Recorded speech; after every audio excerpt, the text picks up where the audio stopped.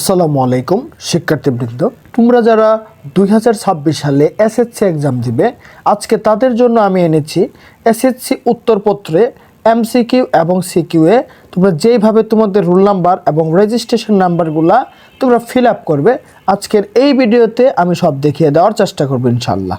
So চলো আমরা এক ধাপ থেকে স্টার্ট করি। এখানে দেখতে পাচ্ছ এসএসসি পরীক্ষা, এইখানে এই যে 2000 থাকবে, তারপরে 25 অথবা 26-এর একটা ঘর থাকবে, এটা তোমরা দিয়ে দিবা।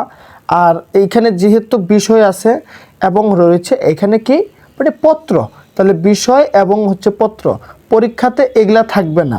এই উপরের অংশ যারা দেখতে পাচ্ছ শিক্ষার্থীরা, এগুলা কিছু থাকবে না। তো এখন থাকবে কোনগুলা? থাকবে এই পয়েন্ট থেকে এইভাবে থাকবে।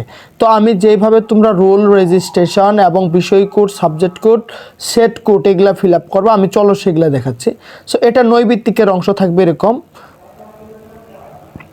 যে শুরুতে যে এইভাবে থাকবে, এইখানে থাকবে তোমার রোল নাম্বার, এটা হচ্ছে রোল নাম্বার, আর এটা হচ্ছে রেজিস্ট্রেশন নাম্বার, আর ঠিক এটা হচ্ছে আমাদের বিষয় কোড বা সাবজেক্ট কোড, এবং এটা হচ্ছে সেট কোড। তো চলো কিভাবে এইটা আমরা ফিল আপ করবো একটু দেখে নিই 1 মিনিটে। এই যে রোল নাম্বারের ঘর রয়েছে 1 2 3 4 5, ওইখানে তোমার 6টা ঘর থাকতে পারে। তো তোমার রোল নাম্বারটা যেটা রয়েছে সেটা তুমি একেবারে ওইখান থেকে দেখে দেখে এখানে জাস্ট বসাবা। ধরো আমি একটা রোল নাম্বার দিচ্ছি 20962, তাহলে এটা যদি আমার রোল নাম্বার হয়, তাহলে আমি এটা কি করব, এখানে লিখে নিব এবং তারপরে দেখে দেখে এই ঘরগুলা আমরা ফিল আপ করে দেখতে পাচ্ছ। এখানে হচ্ছে 0 1 2 এরকম আছে।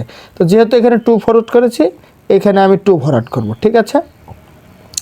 তারপরে ঘরটা দেখো, যেহেতু 6 আমি হিসাব করে 6-এর ঘর কোনটা, এটা। তো আমি এই 6-এর ঘরটাকে সুন্দর করে ফিল আপ করে দেব। তারপরে হচ্ছে 9, একইভাবে এই যে 9-এর ঘরটা দেখতে পাচ্ছ, এটা সুন্দর করে ফিল আপ করবা। সবসময় চেষ্টা করবা এই যে বৃত্ত এটার মানে ভিতরে যাতে থাকে, বাইরে না যায়।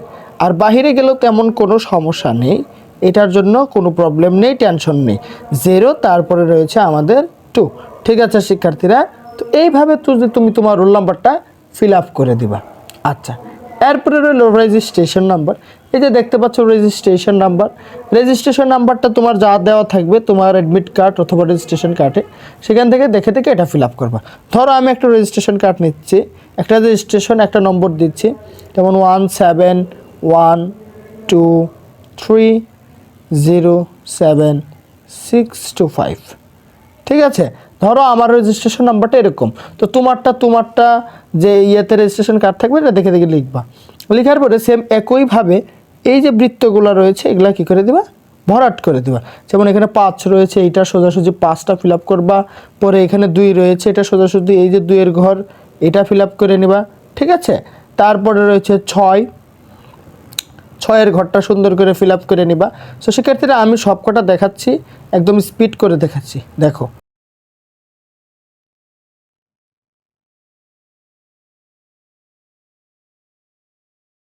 ওকে শিক্ষার্থীরা, তো রেজিস্ট্রেশন যদি একদম ফুলফিল হয়ে যায়, সো পরের কাজ হচ্ছে দেখতে পাচ্ছ এখানে হচ্ছে আমার বোর্ড, শিক্ষা বোর্ড রয়েছে।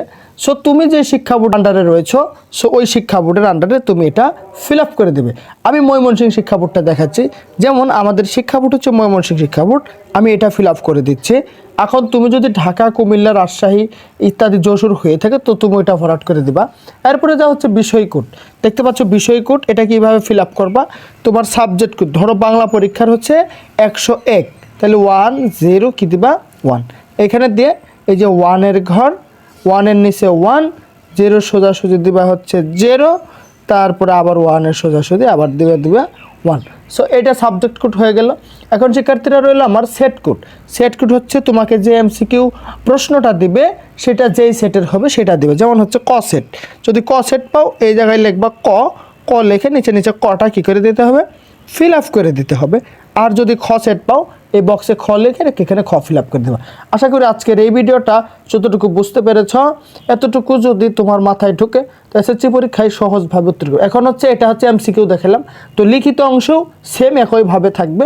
তোমরা এগুলা সুন্দর করে খেয়াল করে কাজ করবে। তবে হ্যাঁ, একটা বিষয় বলে রাখি, এইখানে লিখতে ভুল হলেও ভিতরে যদি সঠিক হয় তবুও তোমার রেজাল্ট পাস আসবে। অথবা এইখানে সঠিক লিখেছ, কিন্তু ভিতরে তুমি এটা বৃত্ত ভরাট করতে গিয়ে মানে এখানে 6-এর জায়গায় 5 যদি ভরাট করে ফেলো, বাট এখানে 6 ঠিক আছে, তাহলেও তোমার রেজাল্ট পাস আসবে। আশা করি বুঝতে পেরেছো। ধন্যবাদ। আর কোনো বিষয় যদি থাকে কমেন্ট করবো।